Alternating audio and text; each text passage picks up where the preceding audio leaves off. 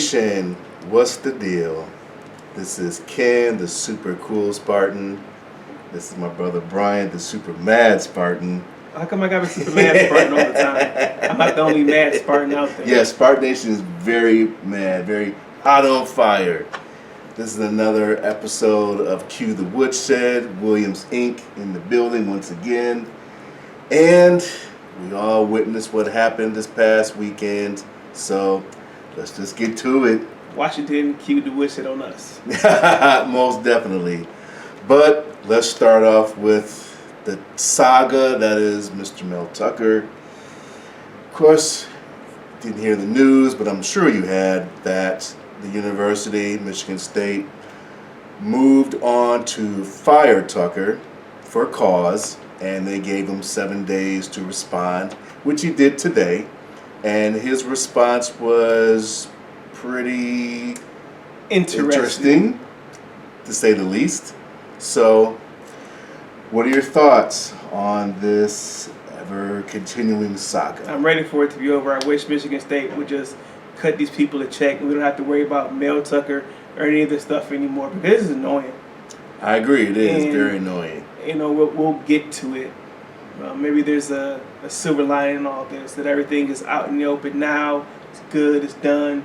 Michigan State can move on. Hopefully, we can hire a real head coach this time and a real coaching staff, because what we saw this weekend, they all can go.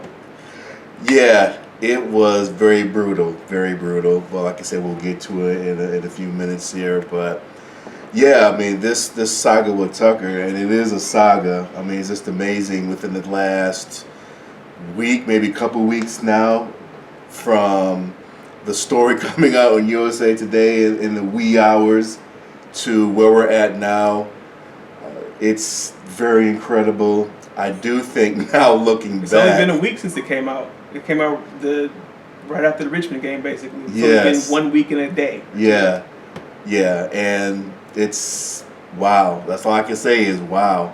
But looking back on it, at least from my perspective, I do think that, but everything that we know up to this point, it probably would have been better just to at least suspend Tucker before the season even started, at least coming into the season with the interim head coach and everything that we kind of know now, because to me, it looks like the university is looking not really good, to say the least. Well, I disagree at that point, because they still have the Title IX investigation going on, and how do you protect both people's identity if you suspend your head coach during the summertime, and you have to tell why? Now, if you tell why, now you're exposing the lady, Brenda Tracy, to having her identity exposed. So State they're going to get beat up, and I have to come to this conclusion that I just can't care about what people think about a university, because the media's not going to be on our side. It's always going to be damn if you do, damn if you don't. If Michigan State suspends Mel Tucker, why'd you suspend him? Now you're going to owe him all this money. Oh, okay, now you suspend him. Now how come it's just State's never going to be perceived to getting it correct? And sometimes, you know what, the administration does it to themselves. They don't get a lot of this stuff correct. I think personally that they acted the best they could given the circumstances, because you can't fire him too soon, because you have to own the rest of that contract money. Let's be serious. This is all about the money. None of this other stuff is. People don't care. Mm-hmm. It's about the money. State doesn't want to have to pay him his contract. Mel Tucker is trying to move to get his contract, and I'm sure the victim will have her day in court, and then she'll probably end up getting some monetary stuff sent her way. It's just, this is how it works. So it is what it is. And I'm just ready to move on. So like I said before, I wish they just cut everybody a check that wants to check. No, it's not my money. Well, I guess it kind of is my money. State University, pay taxes. Public, yeah. And just move forward. Let's just try to see what we can do next season. Start the new regime. Yeah, I can agree to that. You know, time to turn the page, the new chapter, and I guess we'll just continue to see how this unfolds and keep it moving. just have no faith this is going to be as smooth as it could be. But anyway, let's just go forward. So, moving from bad to even badder, this is our good Sparty, bad Sparty segment, but in this case, it's going to be bad Sparty, worse Sparty, worse Sparty, worser Sparty, worsest Sparty. I mean, what do you want to say? The only thing I can say, the only good thing is that Caden Hauser scored our only touchdown. Only good Sparty. For the entire game. We can recap the game. As anybody already knows, State got blown out 41 to they scored 7. But that game was pretty much over the first quarter. And Washington caught up the dogs on us. The Huskies caught themselves off on us. And it just, to me, I think that this is what we maybe needed. Just to fully divorce ourselves from the Mel Tucker saga as you saw it. Mm-hmm. And we get to see this team and talent and his product laid to bear. Because what came out on that field and how they, I know it's really tough for the players. I understand it. And I don't blame them. It's not their fault. They were put in a horrible situation. But it just was just bad. Oh yeah, it was god awful. I mean, just bad Sparty. Just that's it. I'm glad you found a silver lining that there was a touchdown scored, but a back quarterback in complete garbage time. The whole second half was almost garbage time. Yes, yeah. By the way, tune into our TikTok page to see all of the instant reactions we had from that game. That's super mad Sparty. Yeah, those are definitely super mad Sparty segments. But we watched the game together, and it was just amazing. I mean, the way that Michael Penix and his receiving corps just put on a clinic. I mean, from the first touchdown or first throw that he had to go up 7-0, and then from there it was just an offensive barrage, just an aerial assault, just bomb after bomb after bomb. We have to talk about the coordinators. I don't want to, Harlan Barnett, bad situation. He's thrust into being the head coach. But we have the coordinators who've been there, and this is their game plans. They've done all this stuff. I guess there was a game plan. Because I don't know what Jay Johnson was trying to do. His typical run into a stacked box BS. His typical let's not get our quarterback in the rhythm. And then Scotty Hazelton, I heard he was a good defensive coordinator. I have not seen it. I have not seen it at all, because how do you go into the Washington game for a second year in a row, basically the same game plan, and think it's going to work? And they got torched even worse. I think, what was the 713 yards? Yeah, 713 total yards? Yeah. What are you doing? That's up and down the field 7 times plus. Yeah. Michael Penix, of that total yardage, threw for almost 500 yards. I mean, he had 473 yards passing in that game. I'll just say in the first half. Most of the first half, it was 375. I remember that, because it was galling to just there was a 99-yard drive. Oh yeah. 3 plays. 4 plays, yeah. 1, 2, 3. Touchdown, yeah. It's just disheartening just to see. I don't think that the players, they can tell they're playing hard, but the coaches have not been putting them in positions to win. No, I agree. Especially those coordinators. I mean, they just, it was awful. Awful the way that the Huskies just scored at will. It was 35-0 at halftime. And really, they just showed mercy in the second half, because they could have scored about 80 to 100 points if they really wanted to. They could have scored 100 points easily, and probably been by the third quarter. Yeah. I mean, it would have been like playing basketball on a football field. They were playing basketball on a football field. It's just, this nothing was good. How about the defense? Outside of the scheme and the coaching, one thing that really bothered me, I'm trying to curse, is just the missed tackles. Yes. Yes.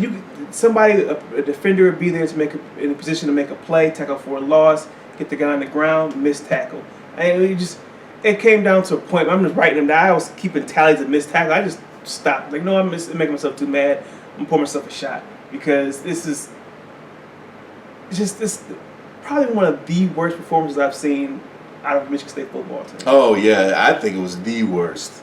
I mean, going back to the John L. Smith years, he had plenty of bad football, but what we saw on Saturday, I mean, that was historic. It was. That was historic numbers that MSU gave up. I think if it's not the most total yards, it had to be second place.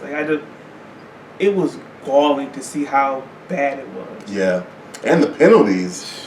I mean, the penalty where, was it Henry who tackled the Washington player in the end zone? I don't even know. There's so many. On a kickoff return or a punt return. So many bad penalties. And it's indicative of Mel Tucker coach team.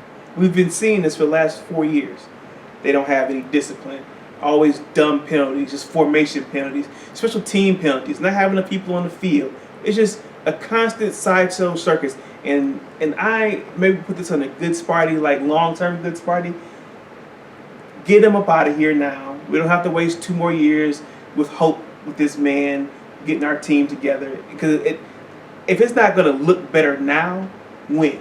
Right. Like not even saying they need to be good. I didn't expect them to win this game. I expected them to show up and compete, and it didn't happen. Oh no, and I don't blame anybody besides Mel Tucker. Yeah. Because this is his product. These are his players. These are all his guys, and this is his stamp on Michigan State University. And I think we have good players. I know we have talent. Oh yeah, it's definitely. Just, obviously, they're just not being coached well. And what's even more alarming to me is that going back to last year, Tucker he was coaching the cornerbacks. I mean, like, dude, bro, you were literally coaching the cornerbacks last year. He's a defensive head coach. It's just, I don't know. Maybe put this on the good Sparty too. I know we haven't probably going to listen to bad. The game was on Peacock, so hopefully not too many people probably saw it besides fans of the team because my diehards like us. Yeah, just fanatics, the crazies. Because the whole streaming only for the games on Peacock, definitely a thumbs down. Terrible. I mean, that was awful. I mean, the way that they had to it's like they kind of reset the game to catch up to what was actually happening real time on the field. Yes, it freeze. In the commercials too. Yeah, but that's the thing is they're gonna. I know they're eventually gonna box us into these streaming platforms for our teams, and it's a sad day. But the thing that really annoys me is I always like to watch my sports formerly known as Twitter, with my MSU people. The game is delayed.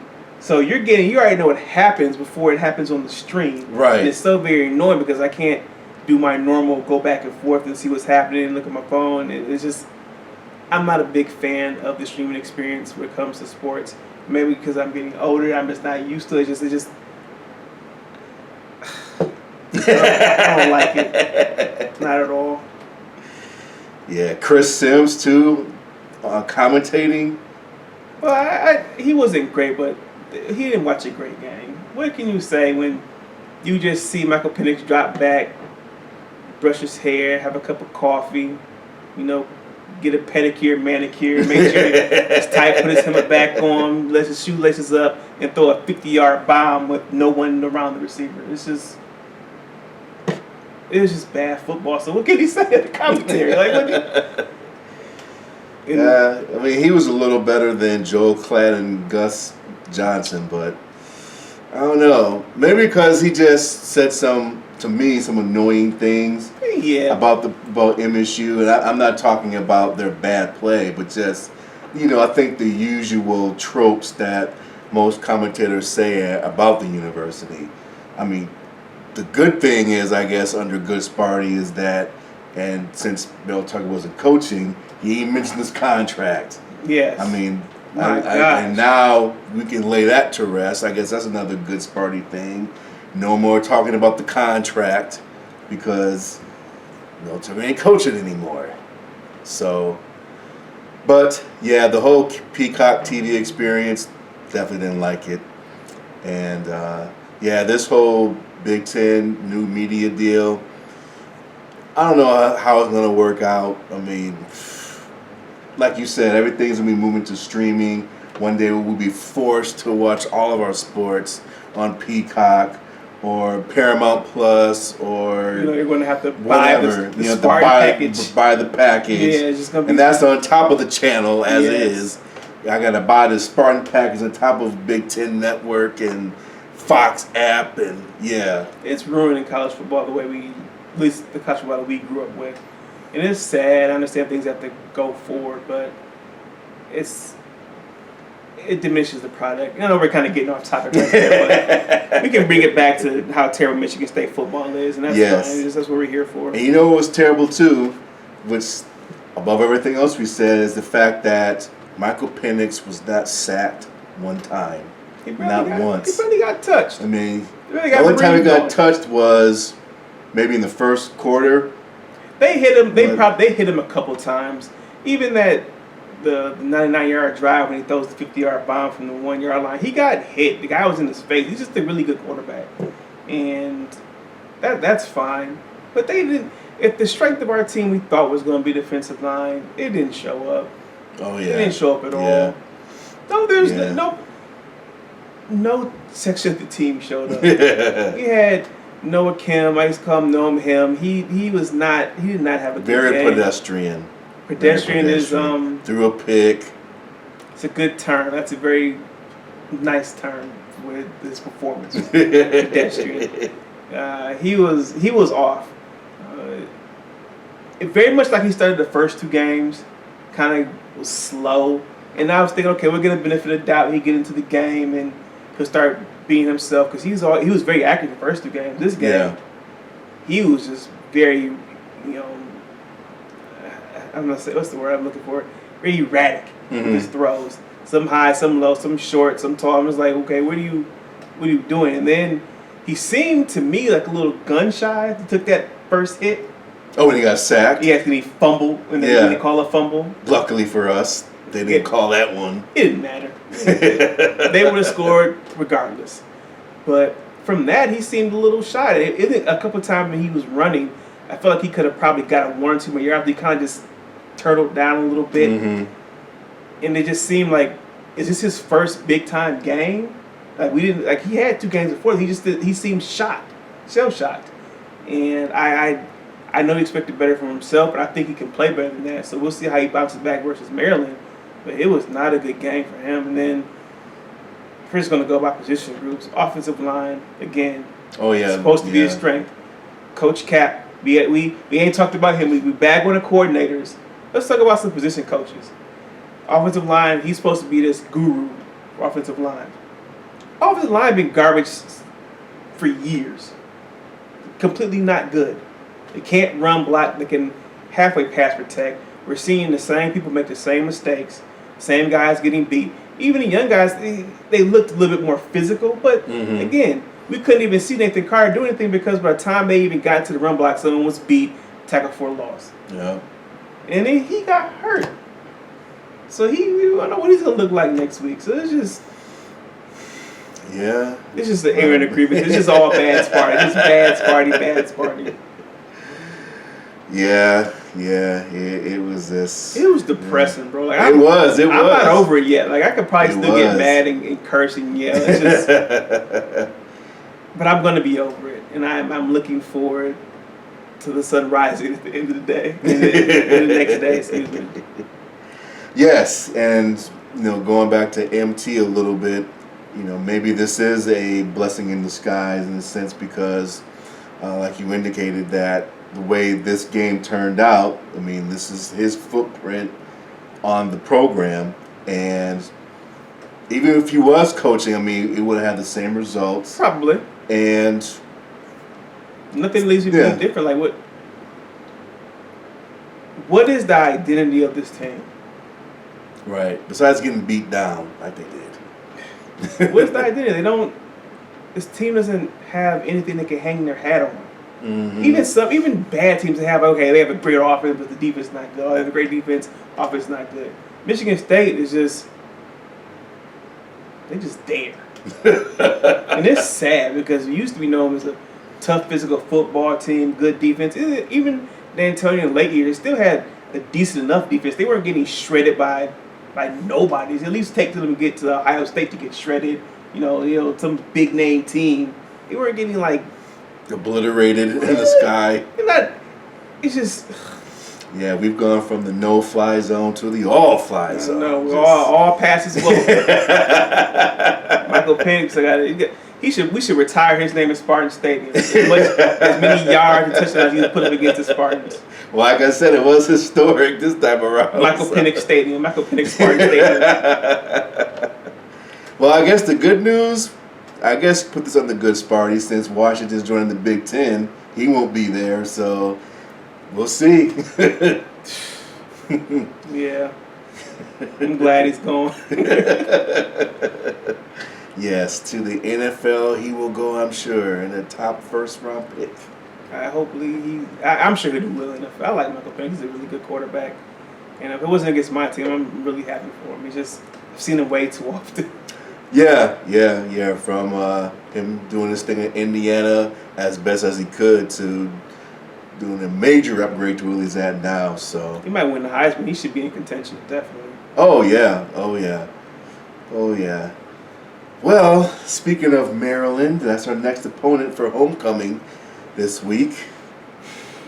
They've had some struggles. I mean, I think they're 3-0 coming to 0, but it's not like 41-7 each game type. No, they haven't been a well-oiled machine. They've struggled to start games. I believe they played Charlotte last week and they were down 14-0. They eventually came back and won by 3-4 touchdowns.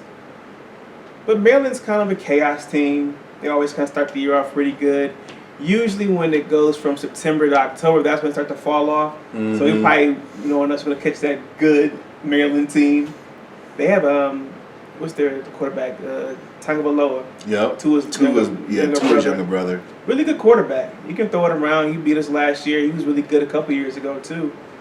So State's going to have their hands full. Now, is Maryland's passing attack like Washington's? No.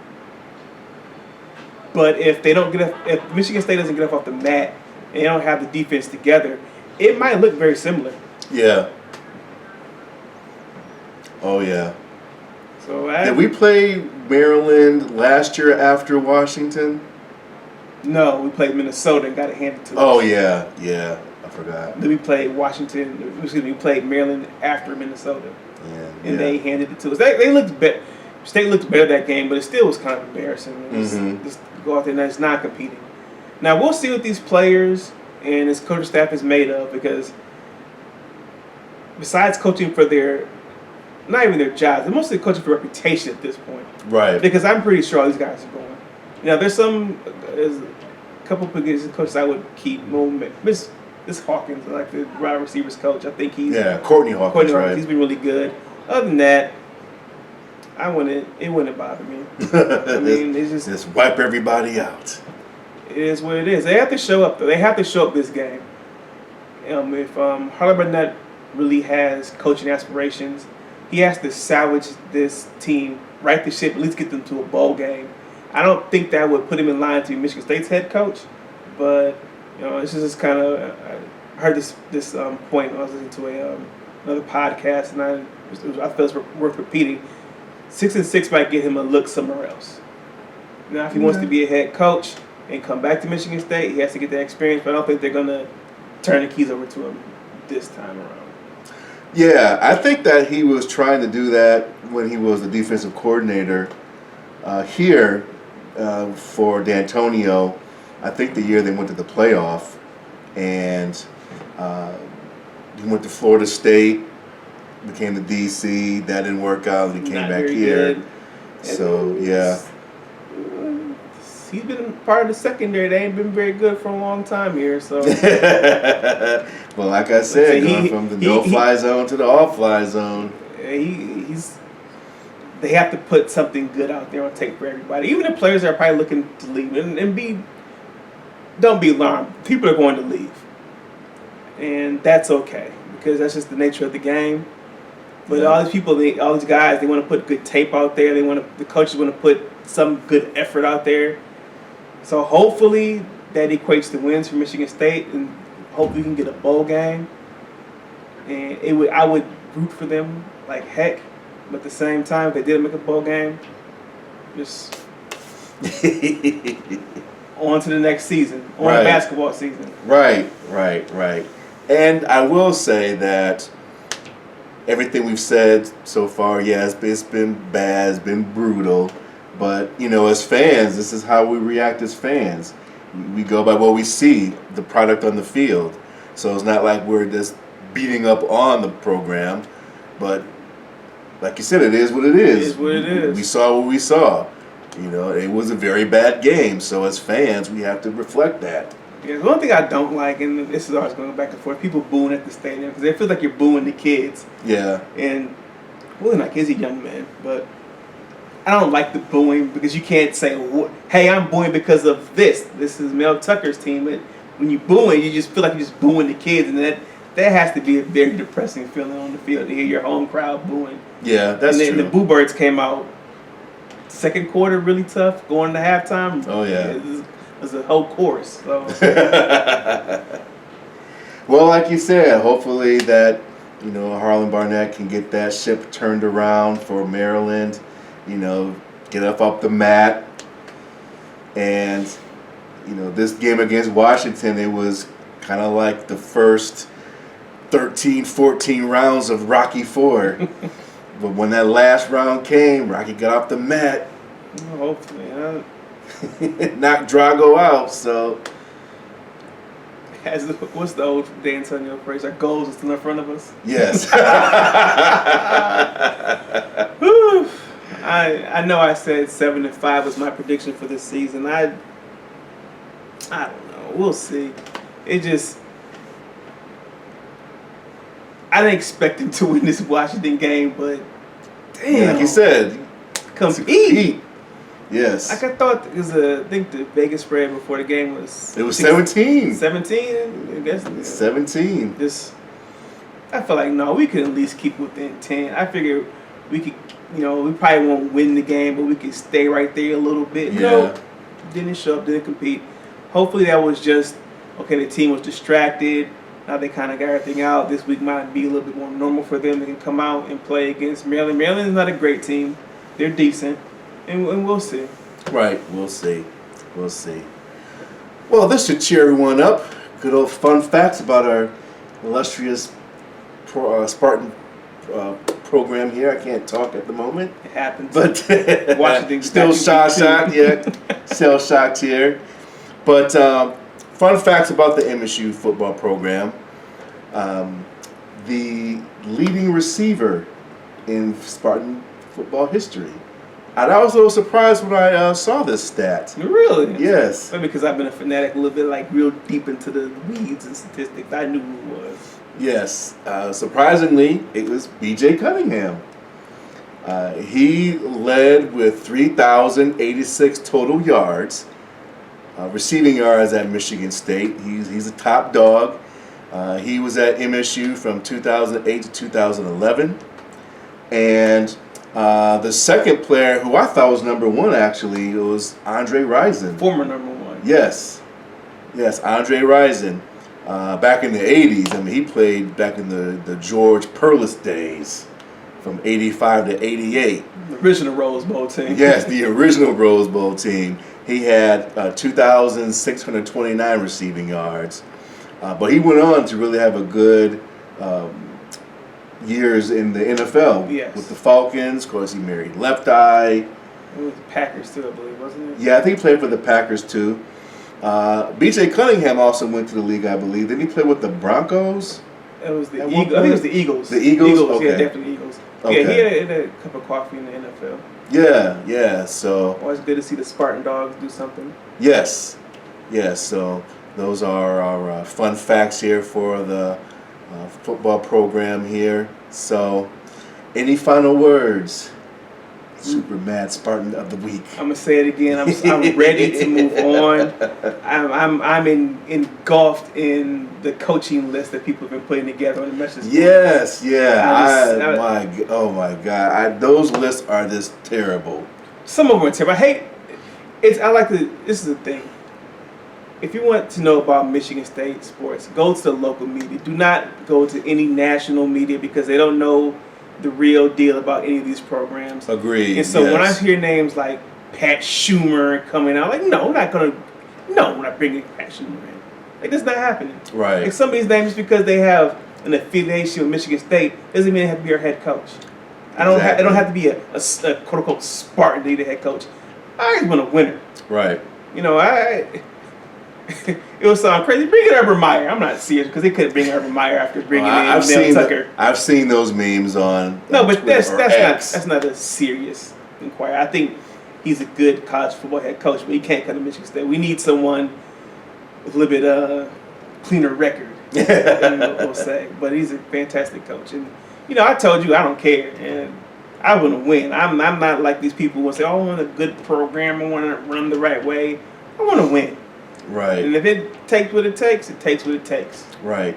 That's just me, though. Right. To me, I think that they need someone who really knows the current landscape of college football, specifically with the recruiting and the NIL, because that's where it's at right now. Yes. So if you bring in some old school coach, who wants to do things, like back in the Stone Ages, it's not going to cut it. That's because very at true. the end of the day, kids, they want to go through the pageantry and they want to, do their whole thing with the hats and, they want to be part of the flash and all that stuff. Now, one thing I can say about Mel Tucker, I think that's something he understood because that's why, you saw the picture with the G-Wagons on, Spartan gotta have the flash, and the dogs and all that stuff. But you got to win, too. I agree. Yeah, I agree. When you don't win, all that stuff looks just gimmicky. It does. And it so does. It looked cool when it was 11-2. It looked not so cool when it was 5-7. Right. But having someone who knows that landscape. Yes. So, and I'm gonna say this too.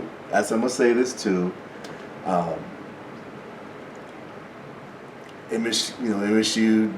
I know. Mel Tucker being a black guy. He messed up totally, but don't let that persuade you to not hire any more black coaches. I don't think that's the case because a lot of the lists I've seen, they have a guy from Marshall. I think it's Michael Huff. Okay. He's a black guy, and I don't see too many people even bringing that up, but I know it has to be said because somebody wrote some article about there has Mel Tucker ruined it for black coaches. It's like, oh my God. Right. I mean, you shouldn't. And if you feel that way, that's on you. Right. Because there are plenty of good black head coaches out there. Right. And I doubt that he would be the last black coach at Michigan State. So. Okay. Well, we'll see. Definitely. So, well, Williams Inc. We did it again. This episode wasn't as good in terms of feeling good. No. But hey, like I said, as fans, we gotta talk about what we see. So other than that, I'm Ken, the super cool Spartan this week. This is my brother Brian, the super mad Spartan this week. This is William Inc. Please check us out on YouTube and TikTok. I want to shout out my boy Stan, the guitar man Caldwell, for doing our new logo. It's nice. You can check it out on our social media pages. So until then, go green. Go white. Peace. Peace.